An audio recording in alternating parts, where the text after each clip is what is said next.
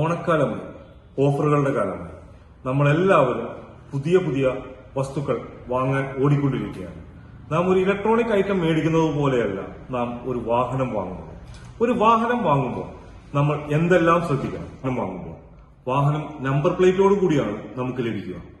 ഈ വാഹനം നമ്പർ പ്ലേറ്റോട് കൂടി നമ്മൾ കൊണ്ടുപോയി കഴിഞ്ഞു കഴിഞ്ഞാൽ നമുക്ക് RC ലഭിക്കാൻ 1 മാസത്തിനുള്ളിലാണ് നമുക്ക് RC ലഭിക്കുക. നമ്മൾ ഏറ്റവും ആദ്യം ശ്രദ്ധിക്കേണ്ട കാര്യം, ഈ വാഹനം വാങ്ങുമ്പോൾ വാഹനത്തിന്റെ ഇൻഷുറൻസിന്റെ, വാഹനത്തിന്റെ രജിസ്ട്രേഷന്റെ, വാഹനത്തിന്റെ ടാക്സ് അടച്ച ടോക്കൺ, ഈ വക പേപ്പേഴ്സ് എല്ലാം ഒരു 16ഓളം പേപ്പേഴ്സ് ഉണ്ടാവും. ഈ വാഹനം ചെയ്തതിന്റെയും സർക്കാരിന് ആപ്ലിക്കേഷൻ കൊടുത്തതിന്റെയും എല്ലാമായിട്ടുള്ള ഒരു 16ഓളം പേപ്പറുകളുടെ ഒരു സെറ്റ് ഉണ്ടാവും. ഈ സെറ്റ് വാഹന ഡീലർ നമുക്ക് തന്നിട്ടുണ്ടോ എന്ന് നമ്മൾ ഒരു സൂക്ഷ്മ പരിശോധന നടത്തേണ്ടതാണ്. ഈ സെറ്റില് വാഹനത്തിന്റെ ഇൻവോയ്സ് ഉണ്ടാവും, അതുപോലെ തന്നെ വാഹനത്തിന്റെ ഇൻഷുറൻസിന്റെ പേപ്പർ ഉണ്ടാവും, വാഹനത്തിന്റെ ടാക്സ് അടച്ച പേപ്പർ ഉണ്ടാവും. അങ്ങനെ ഒട്ടനവധി പേപ്പറുകൾ ഇതിന്റെ ഈ സെറ്റ് ഓഫ് പേപ്പേഴ്സിൽ ഉണ്ടാവും. രണ്ടാമതായിട്ട്, വാഹനം കിട്ടി 1 മാസത്തിനുള്ളിൽ നമ്മളുടെ വാഹനത്തിന്റെ RC നമുക്ക് ലഭിച്ചോ ഇല്ലയോ എന്ന് നമ്മൾ വ്യക്തമായി പരിശോധിക്കേണ്ടതാണ്. വാഹനം രജിസ്ട്രേഷൻ കഴിഞ്ഞു കഴിഞ്ഞാൽ 1 മാസത്തിനുള്ളിൽ നമുക്ക് ആ വാഹനത്തിന്റെ RC ലഭിക്കുന്നതാണ്. പിന്നെ ഉള്ളത് എന്ന് പറഞ്ഞു കഴിഞ്ഞാൽ വാഹനത്തിന്റെ സർവീസാണ്. വാഹനത്തിന്റെ സർവീസ് ബുക്ക് നമുക്ക് ലഭിച്ചോ എന്നുള്ളത് നമ്മൾ ശ്രദ്ധിക്കണം. ഇന്ന് പല വാഹനങ്ങളും ഇലക്ട്രോണിക് ആയിട്ടും ഡിജിറ്റൽ ആയിട്ടും ഒക്കെയാണ് വാഹനത്തിന്റെ ഫ്രീ സർവീസ് പഞ്ച് ചെയ്യുന്നത്. എങ്കിലും വാഹനത്തിന്റെ സർവീസ് ബുക്ക്, സർവീസ് മാനുവൽ നമ്മൾ വാങ്ങുകയും ആ സർവീസ് മാനുവലിൽ പറയുന്ന ഡീറ്റെയിൽസ് മൊത്തം നമ്മളൊന്ന് വായിച്ചു നോക്കുകയും ചെയ്യുന്നത് നല്ലതാണ്. കാരണം വാഹനത്തിന്റെ ഫ്രീ സർവീസിന്റെ കൂപ്പണുകൾ അതിന്റെ ഉള്ളിൽ ഉണ്ടാവും, വാഹനത്തിന്റെ ഫ്രീ സർവീസിനെ പറ്റി അതിന്റെ ഉള്ളിൽ പറയുന്നുണ്ട്. ഈ കാര്യങ്ങളെല്ലാം നമ്മൾ വാഹനത്തിന്റെ സർവീസ് മാനുവൽ ശ്രദ്ധിച്ച് നോക്കി നമുക്ക് വായിച്ചു നോക്കേണ്ടതാണ്. വാഹനത്തിന് എങ്ങനെയാണ് ഓയിൽ മാറ്റേണ്ടത്, എത്ര കാലത്തിനുള്ളിൽ ഓയിൽ മാറ്റണം എന്നുള്ള കാര്യങ്ങളെല്ലാം അതിന്റെ ഉള്ളിൽ വ്യക്തമായി പരാമർശിച്ചിട്ടുണ്ട്. ഷോറൂമിൽ നിന്ന് ഇറങ്ങുന്നതിന് മുമ്പ് വാഹനത്തിന്റെ സർവീസ് പീരീഡിനെ പറ്റി വ്യക്തമായി നമ്മളൊരു ധാരണ ഉണ്ടാക്കിയിരിക്കണം.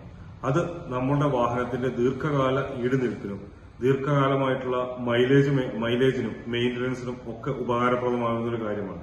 നമ്മൾ പലർക്കുമുള്ള ഒരു തെറ്റിദ്ധാരണയാണ്, വാഹനം വാങ്ങി ഷോറൂമിൽ നിന്നും സർവീസ് കഴിഞ്ഞു കഴിഞ്ഞാൽ പിന്നീട് സർവീസ് ചെയ്യേണ്ട എന്നുള്ളത്.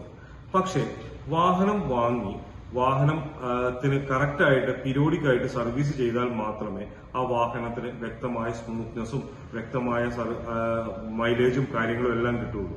നമ്മൾ പല വാഹനങ്ങളും കണ്ടിട്ടുണ്ടാവും. ലക്ഷക്കണക്കിന് കിലോമീറ്ററുകൾ ഓടുന്ന വാഹനങ്ങൾ നമ്മൾ കണ്ടിട്ടുണ്ടാവും. ഈ ലക്ഷക്കണക്കിന് കിലോമീറ്റർ ആ വാഹനം കറക്റ്റായിട്ട് എഞ്ചിന്റെ മെയിന്റനൻസ് ഇല്ലാതെ ഓടണം എന്നുണ്ടെങ്കിൽ ആ വാഹനം പ്രോപ്പറായിട്ട് സർവീസ് ചെയ്യുന്നതുകൊണ്ടാണ്. ഈ ഫ്രീ സർവീസിന് ശേഷം നമ്മൾ സർവീസ് ചെയ്യണം. അപ്പം നമ്മൾ വാഹനത്തിന്റെ സർവീസിന്റെ പീരീഡ് നമ്മൾ കറക്റ്റായിട്ട് നമ്മൾ ശ്രദ്ധിക്കണം. അത് നമ്മൾ ഷോറൂമിൽ നിന്ന് വാഹനം തരുന്ന എക്സിക്യൂട്ടീവിനോട് നമ്മൾ ചോദിച്ച് മനസ്സിലാക്കണം. നമ്മളെല്ലാവരും വാഹനം വാങ്ങുമ്പോൾ ഒരു 90% ആൾക്കാരും EMIയിലായിരിക്കും നമ്മൾ വാഹനം വാങ്ങുന്നത്.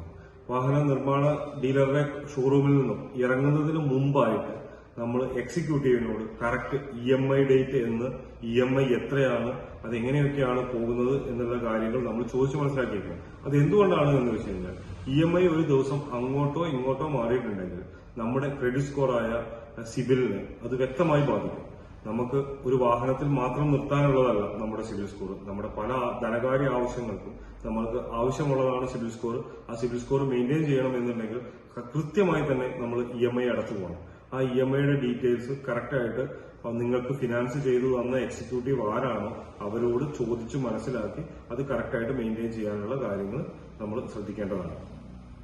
ഇത്രയൊക്കെ അറിഞ്ഞിട്ട് നിങ്ങൾക്ക് നമ്മുടെ PVS ഹോണ്ടയിൽ എന്തെല്ലാം ഓഫറുകളുണ്ട് എന്നറിയണ്ടേ? PVS ഹോണ്ട നമ്മുടെ കസ്റ്റമേഴ്സിനായിട്ട് ഒട്ടനവധി ഓഫറുകളാണ് ഈ ഓണത്തോടനുബന്ധിച്ച് ഒരുക്കിയിട്ടുള്ളത്. നിങ്ങൾ വാഹനം വാങ്ങുന്ന എല്ലാവർക്കും ഒരു സ്മാർട്ട് ഗിഫ്റ്റ് ബോക്സ് ആണ് സൗജന്യമായിട്ട് ലഭിക്കുന്നത്. ഈ ഗിഫ്റ്റ് ബോക്സിന്റെ ഉള്ളിൽ നമുക്ക് ഇയർപോഡ്സ് ഉണ്ട്, അതുപോലെ തന്നെ സ്മാർട്ട് വാച്ച് ഉണ്ട്, ടീഷർട്സ് ഉണ്ട്. ഇത്രയും കാര്യങ്ങൾ ഈ നമ്മുടെ സ്മാർട്ട് ബോക്സിന്റെ ഉള്ളിൽ അവൈലബിൾ ആയിട്ടുണ്ട്. അതുപോലെ തന്നെ നിങ്ങൾക്ക് എല്ലാവർക്കും 0 ഡൗൺ പേയ്മെന്റിന് വാഹനം വാങ്ങാൻ ആഗ്രഹമുണ്ടോ? PVS ഹോണ്ടയിലേക്ക് വന്നോളൂ. PVS ഹോണ്ട ഈ ഓണക്കാലത്ത് 0 ഡൗൺ പേയ്മെന്റിന് വാഹനം ഒരുക്കിയിട്ടുണ്ട്. നിങ്ങളുടെ കയ്യിൽ കുറച്ച് പൈസയുണ്ട്, എനിക്ക് ഇൻട്രസ്റ്റ് ഇല്ലാതെ വാഹനം വാങ്ങണം.